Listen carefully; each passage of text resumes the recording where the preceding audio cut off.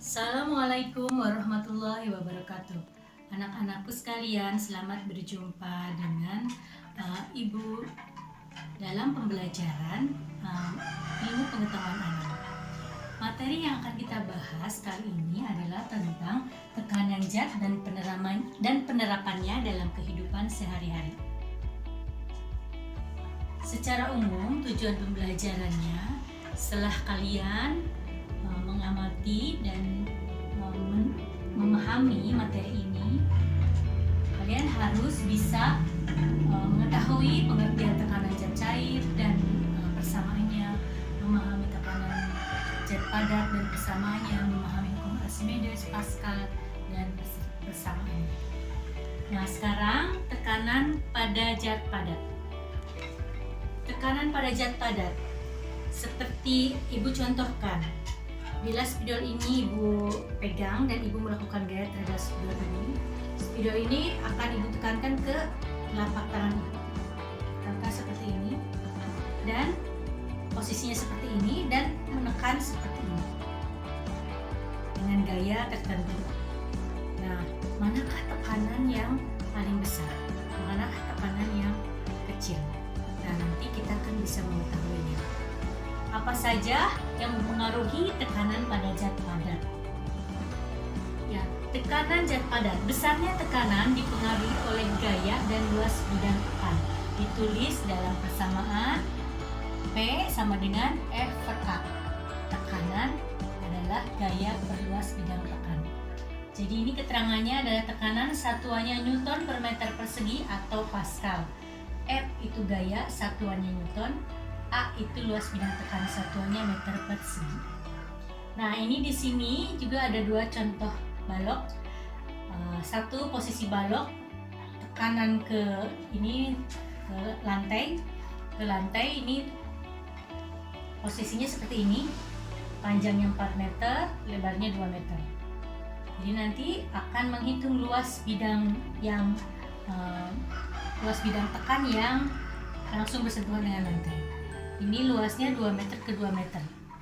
Nah, sehingga berapa besar tekanan balok A dan balok B jika gaya yang diberikan pada kedua balok tersebut 400 Newton. Jika keduanya diberikan gaya 400 Newton, manakah tekanan yang besar? Apakah balok A atau balok B? Sekarang kita hitung dulu balok A. Balok A diketahui F itu 400 Newton. A luas bidangnya 4 meter kali 2 meter sama dengan 8 meter persegi. Ditanyakan P tekanan. Jawab P sama dengan F per A. P sama dengan 400 Newton per 8 meter persegi. Hasilnya adalah 50 Newton per meter persegi. Atau tekanannya 50 Pascal. Ya. Kemudian kalau balok B diketahui 400 Newton, gayanya sama. A-nya 2 meter kali 2 meter sama dengan 4 meter persegi. Jadi ini luas bidang tekan, luas bidang yang menyentuh lantai. Ditanyakan P-nya, P sama dengan E per A. P sama dengan 400 Newton dibagi 4 meter persegi adalah 100 Newton per meter persegi atau 100 Pascal. Nah, sehingga manakah tekanan yang lebih besar, balok A atau balok B? Kita bisa lihat, berarti ini balok A tekanannya 50 Pascal, balok B tekanannya 100 Pascal. Yang besar adalah balok B tekanannya 100 Pascal. Yang kecil adalah balok A tekanannya 50 Pascal. Sehingga di sini sesuai dengan rumus, tekanan itu akan menjadi besar apabila luas bidang tekannya itu kecil. Luas bidangnya kecil akan tekanannya menjadi besar. Sedangkan di sini luas bidangnya lebih besar, maka tekanannya menjadi lebih kecil, berbanding terbalik. Kita bisa contohkan kalau kaki kalian diinjak dengan sepatu high heel dan sepatu olahraga, kaki kalian injak, ya, maka kalian pasti akan merasakan sakitnya, lebih sakit kalau kalian diinjak dengan sepatu high heel, karena sepatu high heel itu memiliki luas bidang tekan kecil sehingga tekanannya menjadi besar. Sedangkan kalau sepatu olahraga memiliki luas bidang yang besar, tekanannya menjadi lebih kecil. Itu namanya berbanding terbalik. Jadi tekanan pada zat padat itu adalah berbanding lurus dengan gaya dan berbanding terbalik dengan luas bidang tekan. Ya, Demikian itu tentang zat padat. Berikutnya adalah tentang tekanan zat cair. Tekanan hidrostatis atau hidro itu air, statis itu diam. Jadi tekanan hidrostatis adalah tekanan zat cair dalam keadaan statis atau diam. Jadi zat cair dalam keadaan diam pun dia akan memiliki tekanan. Seperti kita contohkan, kalau kita menyelam di kolam yang dalam, yang agak dalam, semakin ke bawah, maka tekanan air di bawah itu semakin besar. Kadang-kadang kita bisa mengapung lagi ke atas. Jadi semakin ke bawah tekanan air itu semakin besar, walaupun itu adanya kolam airnya nggak mengalir, ya, atau nggak mengalir deras lah. Jadi semakin ke dalam tekanannya semakin besar. Nah sekarang kita lihat tekanan zat cair dipengaruhi oleh massa jenis zat cair, gaya gravitasi, dan ketinggian zat cair. Ditulis dalam sebuah persamaan P sama dengan Rho, bacanya ini Rho, massa jenis, kali G gravitasi kali H ketinggian. P itu tekanan, satuannya Newton per meter persegi atau Pascal, ya, bisa Pascal atau Pascal.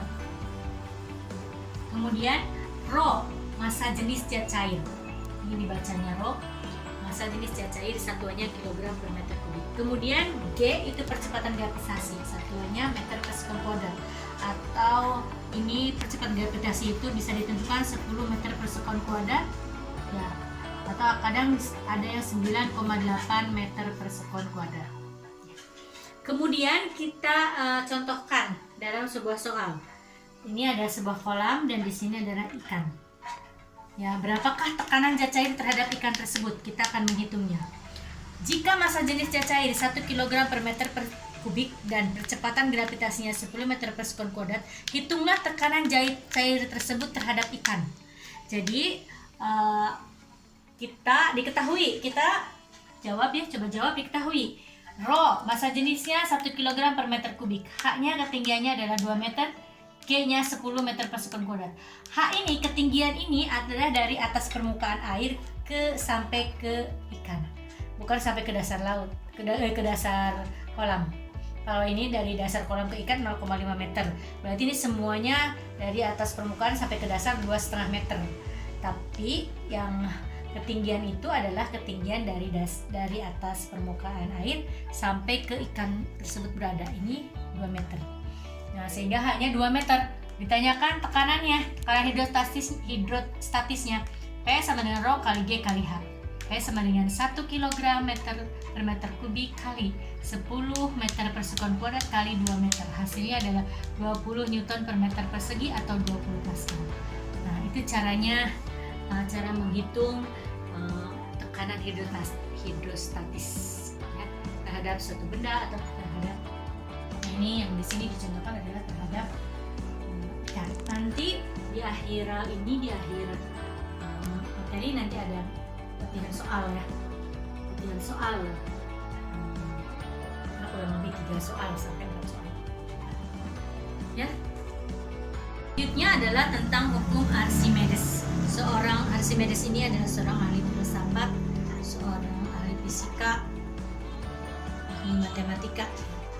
Nah, menurut Archimedes, benda menjadi lebih ringan bila diukur di dalam air daripada di udara, karena di dalam air benda mendapat gaya ke atas. Nah, nanti kita akan melakukan percobaan bagaimana benda itu bisa tenggelam, terapung, dan melayang di dalam zat cair. Dalam teori Archimedes, sebuah benda akan tenggelam apabila massa jenis benda tersebut lebih besar dari massa jenis zat cair. Dia akan berada di dasar, ya, di dasar. Kemudian kalau benda melayang apabila massa jenis benda sama dengan massa jenis zat cair. Melayang itu di tengah-tengah, ya, di tengah-tengah antara dasar dan permukaan air. Sedangkan benda terapung apabila massa jenis benda lebih kecil dari massa jenis zat cair. Kita akan melakukan percobaan terhadap ketiga keler ini. Semuanya diisi dengan telur, 3 buah telur, dan diisi dengan air semuanya. Ya, dengan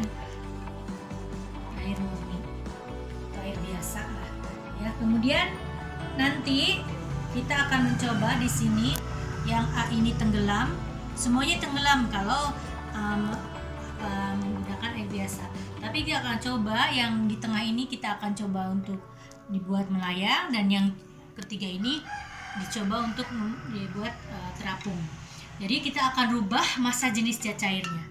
Ini semuanya tenggelam karena massa jenis telur lebih besar daripada massa jenis zat cair. Nanti kita buat ini massa jenisnya sama dengan massa jenis zat cair ini sama dengan massa jenis telur. Bagaimana caranya? Kita akan memasukkan garam ke dalam toples ini sampai kemudian telurnya ikan melayang.